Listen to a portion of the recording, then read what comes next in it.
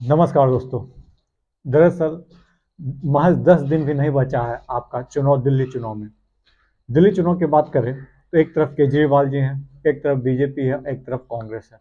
दरअसल केजरीवाल पहले पर्चे काट दिया करते थे कि पंजाब में इस सीट पे ये फलना आदमी हार जाएगा, दिल्ली में इस सीट पे फलना आदमी हार जाएगा। इस बार केजरीवाल जी थोड़े से बैकफुट पे नजर आ रहे हैं। बैकफुट पे नजर क्यों आ रहे हैं, इस पे चर्चा हम लोग आगे बढ़ के करेंगे। दरअसल केजरीवाल हमेशा कॉन्फिडेंस नजर आते थे। चाहे पंजाब का चुनाव आप याद कर लीजिए, पूरा कॉन्फिडेंस था कि भाई साहब चन्नी जी हारने जा रहे हैं, दोनों सीट हारने जा रहे हैं, लिख के दे भी दिए थे। एक बार और कौन सा तो चुनाव था, वहां भी लिख के उन्होंने पर्ची काट दी थी। पर्ची वाली राजनीति कर रहे थे। लेकिन इस बार बार बार उनसे जब पूछा जा रहा है कि पर्ची क्यों नहीं काट रहे हैं, तो बोले बस हम लोग जीत जाएंगे, ये पता है।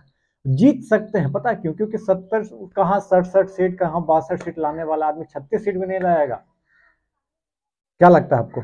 मेरे को तो लगता है कि जीत जाएंगे। और यदि हारते हैं तो समझिए महाराष्ट्र वाला खेला, हरियाणा वाला खेला दिल्ली में भी हो गया है।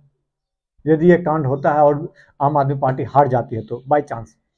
लेकिन एक चीज और उनको डर लग रहा है कि चलिए आम आदमी पार्टी जीते हारे, हमको फंस गए हैं हम न्यू दिल्ली में ही।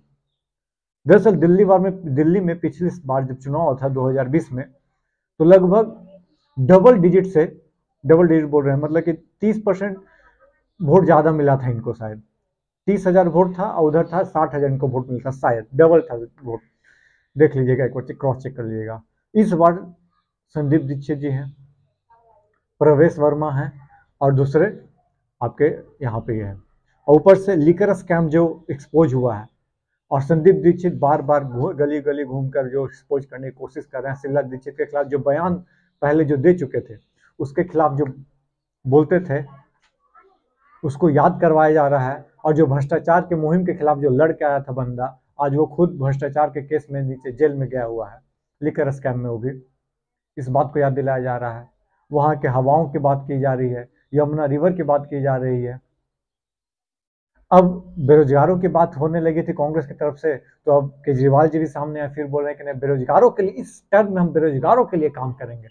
बताइए, अभी याद आ रहा है इनको बेरोजगार? 2015 से 20 याद नहीं था, 20 से 25 तक याद नहीं आया, अब याद आ गया कि नहीं भाई बेरोजगार लोग भी हैं तो दिक्कत होगा। फ्री बीज बांटते जा रहे हैं। डर इनको खुद की सीट पे लग रहा है। क्यों? और ऊपर से सबसे बड़ी बात क्या है कि जो बोल रहे हैं कि सीएम बन जाएंगे। सीएम कैसे बनेंगे? कोर्ट का ऑर्डर है कि भाई साहब आप हस्ताक्षर नहीं कर सकते, ये नहीं कर सकते, उन्हें से फिर कैसे, क्या कोर्ट का जीत जाने के बाद आम आदमी पार्टी दी जाती है तो क्या कोर्ट का अपना रवैया, अपना जो बात है वो बदल जाएगी? देखने वाली बात ये भी है। यदि बदलती है तो समझिए पता नहीं क्या है। चांसेस तो कम है कि फिर से वो वहीं पे आतिशी जी हैं, मनीष सिसोदिया हैं, राघव चड्डा। लेकिन आपको चुनाव में नहीं दिख रहे होंगे, ये बात आप शायद देखे नहीं है। राघव चड्डा क्यों गायब हैं? दिल्ली का चुनाव हो रहा है और महिलाओं का जो वादा किया गया है पैसा देने का, पंजाब में वो वादा पूरा नहीं हुआ, दिल्ली में कैसे होगा? सवाल ये भी है। यमुना में 7,000 करोड़ जो इन्वेस्ट किया गया था साफ सफाई में, कहा जाता है रिपोर्ट के अनुसार, वो कहाँ गई? पावर कट अब नहीं होता है, बहुत अच्छा। गंदा पानी तो अभी भी आता है, ऐसा तो नहीं कि गंदा पानी नहीं आता है।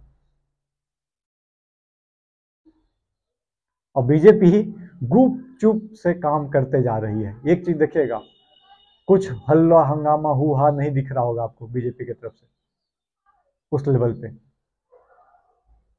एक रामायण वाला मुद्दा बीच में उठा था जिसमें इन्होंने गलत बोल दिया था केजरीवाल जी ने।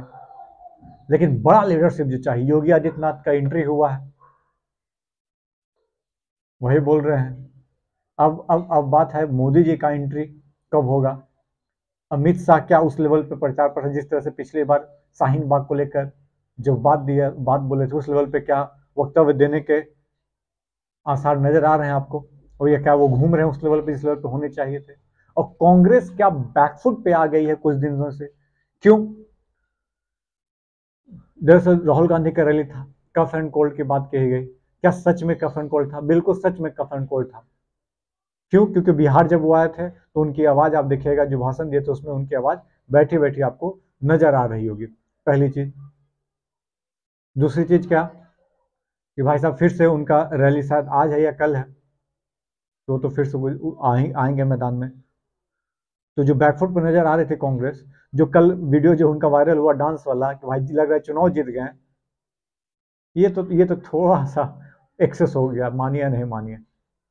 इतना कौन नाचता है भाई, चुनाव जीतने के बाद भी इतना नहीं नाचता है आदमी। एक थीम सॉन्ग लॉन्च कर उस पर इतना नाचा जा रहा है, या वो कॉन्फिडेंस शो करने की कोशिश करने की, नहीं भाई कांग्रेस भी यहाँ है।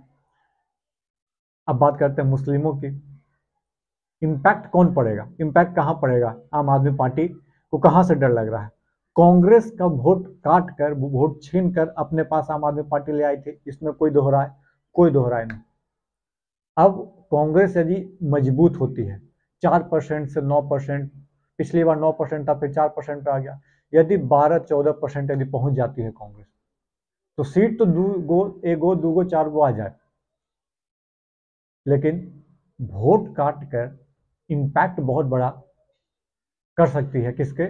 आम आदमी के। 53% वोट कहा जाता है कि आम आदमी पार्टी के पास लगभग रहा है। 53% था, उसके पिछले 54% था। यदि 10% कांग्रेस बढ़ जाती है, 4 से 14 हो जाती है, 10% ऊपर से नीचे आ जाएगा, वोट किसका कटेगा? बेसिकली मुस्लिम वाला वोट, दलित वाला वोट जो आम आदमी पार्टी के पास गया था, वो आएगा बैक टू कांग्रेस। लेकिन चांसेस कम लग रहे हैं, पता है क्यों? क्योंकि उन लोग भी देखे हैं कि भाई कांग्रेस के पास सत्ता में आने के लिए भी थोड़ी ना चांस है। चांसेस है सत्ता में आ सकता है कांग्रेस? नहीं, नॉट एट ऑल। तो हो सकता है कि उन लोग दिमाग से खेले तो वोट आम आदमी पार्टी को दे, लेकिन फिर भी 2% चांस मान लेते हैं, दे देता है वोट 10%, तो 10%, 53 से 10, 43 पे आ जाएगी आम आदमी पार्टी। समझिए, सत्ता लड़खड़ा जाएगी। इसी बात का डर है किसको? आम आदमी पार्टी को, केजरीवाल जी को। यदि आप हमारी बातों से सहमत हैं कि क्या कांग्रेस मजबूत तो आम आदमी का घाटा होगा कि नहीं? कांग्रेस को घाटा किसने करवाया? आम आदमी पार्टी ने सत्ता छीनी, को पंजाब में हो चाहे दिल्ली में हो। चलिए, आपको आपका पॉइंट ऑफ व्यू क्या है? एक क्वेश्चन और है, अवध ओझा जी का हाल क्या होगा? क्या वो जीत कर आएंगे या हार जाएंगे? ये सवाल के साथ हम इस वीडियो का अंत करना चाहते हैं। चलिए, धन्यवाद। जय हिंद, जय भारत दोस्तों।